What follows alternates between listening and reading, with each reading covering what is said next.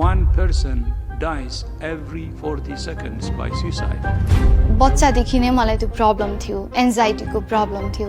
I'd be scared to wake up. I didn't want to wake up. Waking up was tough because I didn't want to face a day.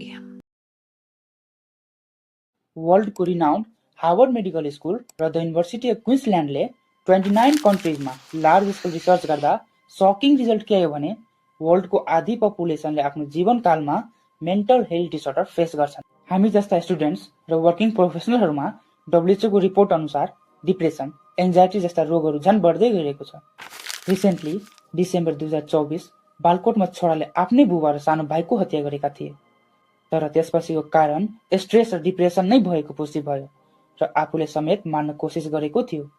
One of the worst effect के हो भन्दा यदि तपाईँ mentally इल हुनुभयो भने 3 गुणा बढी सम्भावना छ कि तपाईँले गरिबीको रेखा मुनि जिन्दगी बिताउनु पर्ने हुन सक्छ. तर ठुलो मिथ के छ भने अहिले पनि हाम्रो समाजमा डिप्रेसन, एङ्जाइटी, स्ट्रेसहरूलाई डिजिजको रूपमा नलिइकन आफै ठिक हुने र आत्मबलको कमीले मात्रै भएको ठान्छन्. तर तपाईँले यो हिडन डिजिजको बारेमा सेल्फ अवेयर नलेज लिनुपर्छ, जुन कि म पुरै कोसिस गर्छु यस भिडियोमा दिनलाई, सबै रिसर्च लिङ्कको साथमा, जुन कि डिस्क्रिप्सनमा तपाईँ पाउन सक्नुहुन्छ. मेन्टल इलनेसको कज र साइन्टिफिक सोल्युसनको बारेमा बुझेपछि लिटरली तपाईँको लाइफ फङ्सनली र साइकोलोजिकली चेन्ज हुन सक्छ. आउनुहोस् बुझौँ कसरी. यो हो हाम्रो ब्रेन, जुन कि अराउन्ड 90 बिलियन न्युरोन्सबाट बनेको हुन्छ. यी न्युरोन्स आपसमा सानो ग्याप जसलाई सिनाप्सिस भनिन्छ त्यसबाट एकअर्कासँग कनेक्टेड हुन्छ. न्युरोन्सले आपसमा कम्युनिकेट गर्नको लागि केमिकल मेसेन्जरको प्रयोग गर्छ जसलाई न्युरोट्रान्समिटर भनिन्छ. उदाहरणका लागि डोपामिन, सेरोटोनिन र इन्डोर्फिन. यी न्युरोट्रान्समिटरलाई सजिलैमा ब्रेन केमिकल वा हर्मोन पनि भनिन्छ किनकि यिनले हाम्रो मुड, व्यवहार र सम्पूर्ण ब्रेन फङ्सनलाई कन्ट्रोल गर्छ.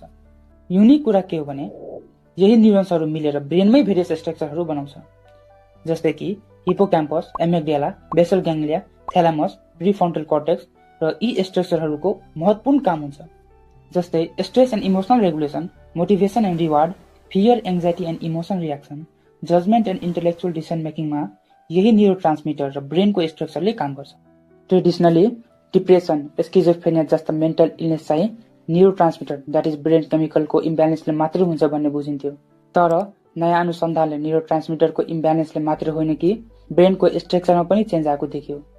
जस्तै डिप्रेसनमा हिपोक्याम्पस र प्रिफ्रन्टल कर्टेक्सको साइज सानो हुन जान्छ, जसले गर्दा मेमोरी एन्ड स्ट्रेस रेगुलेसनमा पनि इम्पेयर्ड आउँछ. Weak decision making, weak emotional control जस्ता सिरियस लक्षणहरू देखिन्छ. र एमिग्डाला पनि इनलार्ज र ओभर एक्टिभ भई स्ट्रङ नेगेटिभ इमोसन र फियर ट्रिगर गर्छ. सिमिलरली एङ्जाइटीमा पनि यस्तै देखिन्छ. र बाइपोलर डिसअर्डर जो कि फेमस इन्डियन ऱ्यापर हनी सिंहले पनि भएको छ, जसमा पनि एमिग्डाला इनलार्ज र ओभर एक्टिभ हुन्छ, जसले गर्दा mood swing, strong negative emotion र फियर बढ्छ. यसै गरी स्किजोफ्रेनिया, PTSD, OCD जस्ता मानसिक रोगहरूमा पनि यी स्ट्रक्चरहरूमै चेन्ज भएको हुन्छ. यति त हामी बुझिसक्यो राइट. तर यो न्युरोट्रान्समिटर मोर इम्पोर्टेन्ट ब्रेन स्ट्रक्चरमै कसरी चेन्ज आउँछ त? हाम्रो यस्तो के हेबिट छन् जसले गर्दा भेरियस मेन्टल इलनेसदेखि लिएर हाम्रो ब्रेन स्ट्रक्चरमै डिसअर्डर ल्याइदिन्छ. वेट, के तपाईँ पनि त रेड जोनमा हुनुहुन्न? आउनुहोस् हामी डिटेलमा बुझौँ. एक वियर्ड कुरा, फुटबल, क्रिकेट जस्ता आउटडोर गेम जसमा फिजिकल एक्टिभिटिज गर्नुपर्छ, यी गेमहरू पनि तपाईँ मोबाइलमै खेल्नुहुन्छ. रेगुलर एक्सर्साइज गर्नुपर्छ भन्ने कुरा हामी सबैलाई थाहा छ, तर के तपाईँ गर्नुहुन्छ त? WHO को अनुसार रेगुलर फिजिकल एक्टिभिटिजले डिप्रेसन एन्ड डिमेन्सिया जस्ता मानसिक रोगहरूको रिस्क 28 देखि 32% सम्म घटाउँछ. यति मात्रै होइन, क्यान्सर 8 देखि 28% र हार्ट डिजिज पनि 19% ले घटाउँछ. रेगुलर एक्सर्साइज गर्दा स्ट्रेस हर्मोन लाइक कोर्टिसलको लेभल कम हुन्छ, बट फिजिकल एक्टिभिटिजको कमीले गर्दा कोर्टिसल लेभल हाई नै भइरहन्छ, जसले गर्दा BDNF पनि रिड्युस हुन्छ.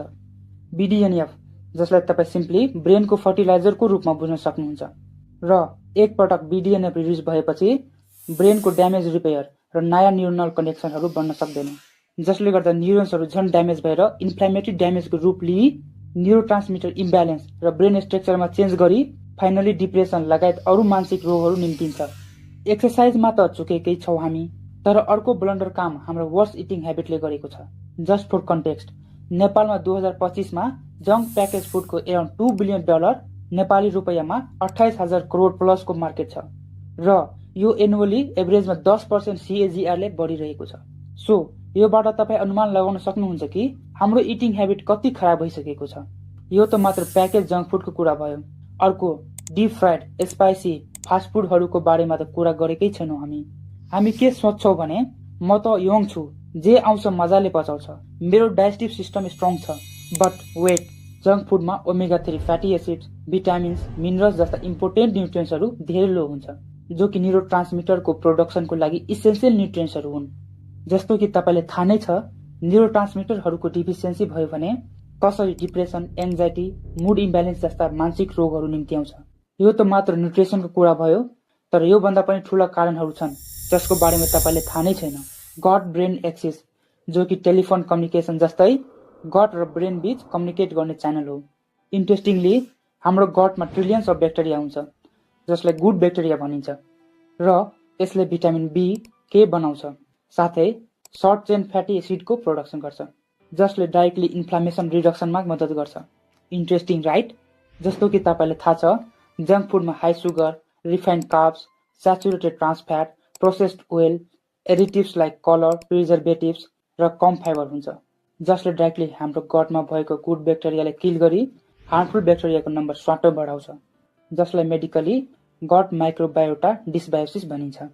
यसरी हाम्रो गटको हेल्थ बिग्रिँदा हाम्रो ब्रेनलाई दुईतिरबाट एट्याक गर्छ।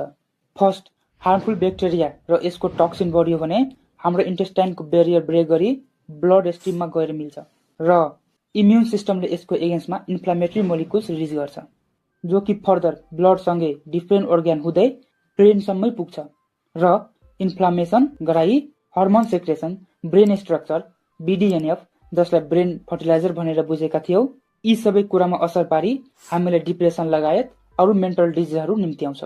सेकेन्ड, पेट र दिमागको डाइरेक्ट कनेक्सन हुन्छ। ब्रेनमा पाउने neurotransmitter like serotonin, dopamine, गाबाहरू हाम्रो गटमा पनि बन्छ। Interesting right? गुड ब्याक्टेरिया र इन्टेरोकर्माफिन सेलको मद्दतले यो मध्ये अबाउट 90% सेरोटोनिन गट या पेटमै बन्छ। तर यसरी ब्याड इटिङ ह्याबिटले पुरै सिस्टम नै बिगारी डाइरेक्टली या इन्डाइरेक्टली एङ्जाइटी लगायत अरू मेन्टल इस्युहरू निम्ति आउँछ। यति ठुलो रिस्क भए तापनि आफू लगायत आफ्नो प्राणभन्दा प्यारो बच्चाहरूलाई समेत मोडर्नाइजेसनको नाममा यी जङ्क फुडहरूको लत लगाउँदैछौँ। Department of Health and Human Service USA द्वारा 2021 मा पब्लिस भएको रिसर्च रिपोर्टमा 990 जना मेन्टली फिट एडल्टहरू 6 महिना सोसल मिडियाको प्रयोग गरेपछि अबाउट 10% मा डिप्रेसन भएको देखियो। त्यसै गरी रिसेन्टली 2024 मा पब्लिस भएको काठमाडौँको क्लास 9 र 10 मा पढ्ने 401 जना स्टुडेन्टहरूमा स्टडी गर्दा अबाउट 44% स्टुडेन्ट्सहरू 4 देखि 8 घण्टा सोसल मिडिया चलाउने गर्थ्यो, र अबाउट 36% मा सिभियर एङ्जाइटी देखिएको थियो। त्यसमा पनि फिमेल र कक्षा 9 को स्टुडेन्टमा बढी देखिएको थियो। सो यी रिसर्चहरूले यङ्स्टरहरूमा मेन्टल इलनेसको केसेसहरू झन् बढिरहेको देखिन्छ। बट सोसल मिडिया र डिजिटल ओभरलोडले तपाईँको ब्रेनलाई कसरी हाइज्याक गर्दैछ त? सोसल मिडियाले ब्रेनलाई alerts, notifications, news, negative comments, cyber bullying, negative इभेन्ट्सहरूले कन्स्ट्यान्टली ओभरलोड गर्छ, र फियर सेन्टर एमेग्डाला यस ओभरलोडले एज अ थ्रेट पर्सिभ गर्छ।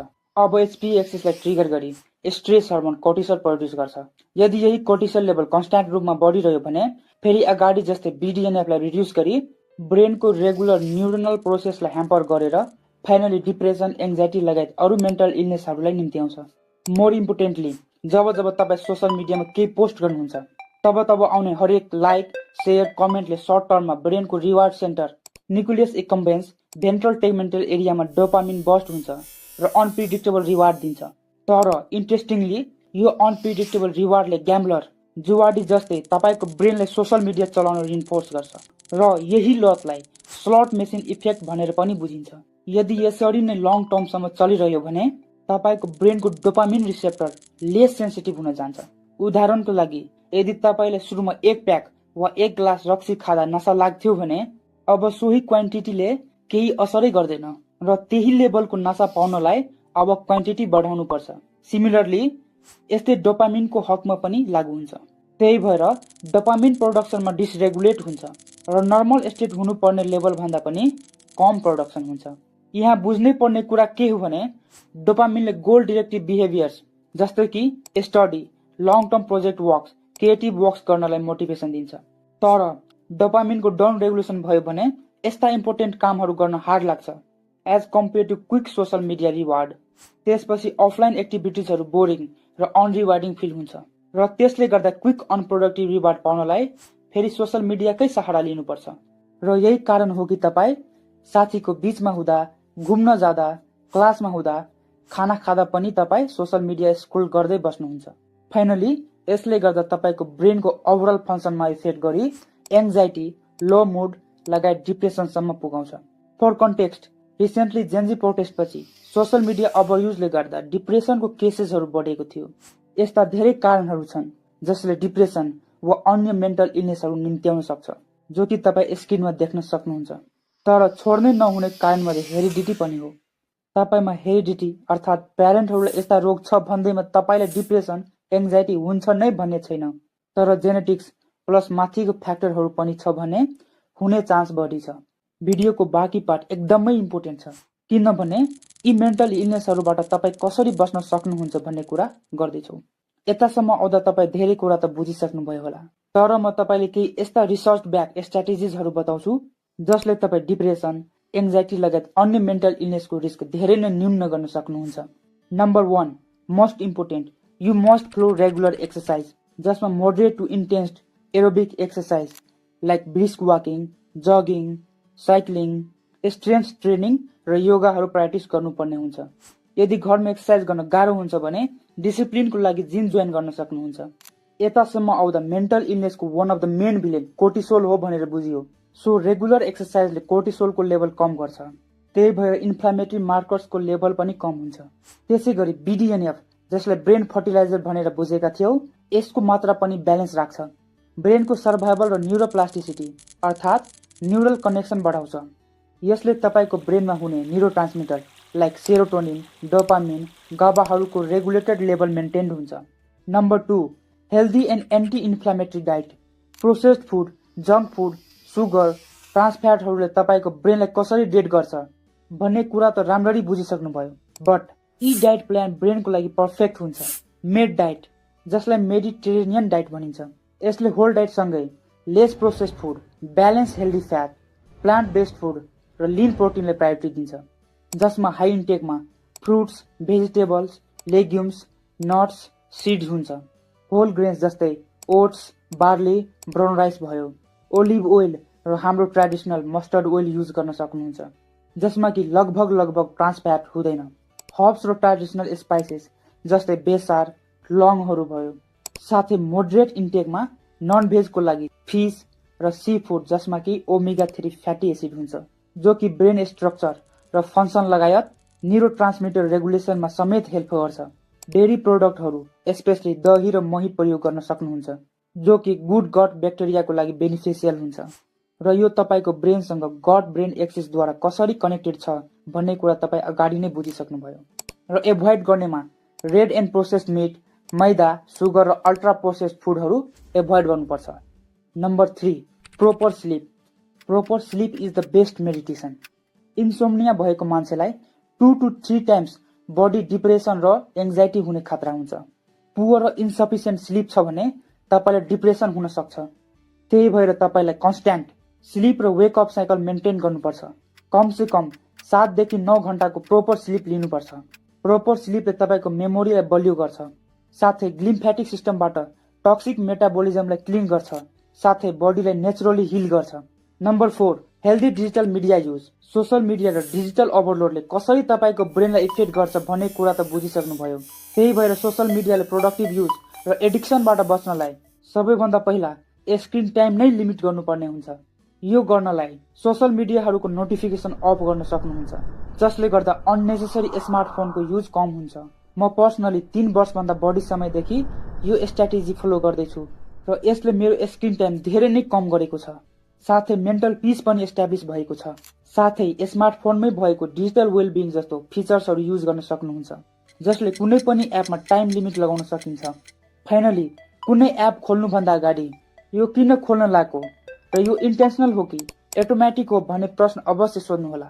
Number 5, avoid substance use. यदि तपाईँले अल्कोहल, ड्रग्स, स्मोकिङ जस्ता बिहेभियर छ भने आजै सतर्क हुन जरुरी छ। साथै वर्किङ प्लेसमा short break, stretching exercise, relaxation टेक्निकहरू फ्लो गर्न सक्नुहुन्छ। सबैभन्दा इम्पोर्टेन्ट, जीवनमा एउटा स्ट्रङ मिनिङफुल पर्पस हुनुपर्छ ताकि यसले तपाईले मोटिभेसन र सकारात्मक ऊर्जाको साथ जीवन जिउन प्रेरणा मिलिरहोस्। तर तपाईको दिमागमा डेफिनेटली अब यो क्वेसन आउँदै होला कि यो कति बेला बुझ्ने कि मलाई यस्ता मेन्टल इलनेसहरू हुन लागेको छ या भइसकेको छ। डोन्ट वरी, नर्मल फिलिङ या इमोसनमा परिवर्तन देख्नु, लाइक सडन मुड स्विङ हुनु, अत्याधिक चिन्ता, डर, चिडचिडाहट हुनु, मिनिङलेस, होपलेस, स्याडनेसहरू हप्तौं या महिनौसम्म देखिनु, विचारमा पनि परिवर्तन देखिनु, जस्तै नकारात्मक विचार आउनु, डिल्युजन अर्थात् भ्रामक विचार आउनु र हेलुसिनेसन अर्थात् नभएको कुरा देखिनु र सुन्नु। बिहेभियरमा पनि चेन्ज आउनु, जस्तै साथीहरू र परिवारको सदस्यसँग बोल्न मन नपराउनु, काम गर्न मन नलाग्नु, खाना नरुचाउनु र सुत्न गाह्रो हुनु, सुसाइडल थट्स, सब्स्टान्स मिसयुज नशा पदार्थको एक्सेस युज गर्नु जस्ता लक्षणहरू देखिएमा तपाईले मानसिक रोग भएको हुन सक्छ। सो प्लिज प्लिज प्लिज समयमै एकपटक साइकियाट्रिस्ट या क्लिनिकल साइकोलोजिस्टसँग कन्सल्ट गर्नुहोला र उहाँहरूले तपाईलाई के भएको छ भन्ने कुरा आइडेन्टिफाई गरी साइन्टिफिकली मेडिसिन, थेरापी, काउन्सेलिङको मद्दतले 100% सम्म क्युर गर्न सक्नुहुन्छ। यदि तपाईलाई यो भिडियो मन पर्यो भने लाइक र सब्स्क्राइब गरी फ्रेन्ड्स र फ्यामिलीहरूसँग सेयर गर्नुहोला र हाम्रो यो हेल्थ अवेरनेस मिसनलाई सपोर्ट गर्नुहुन्छ भन्ने आशाको साथ हामी नेक्स्ट भिडियोमा फेरि भेट्नेछौँ। हस्त, धन्यवाद।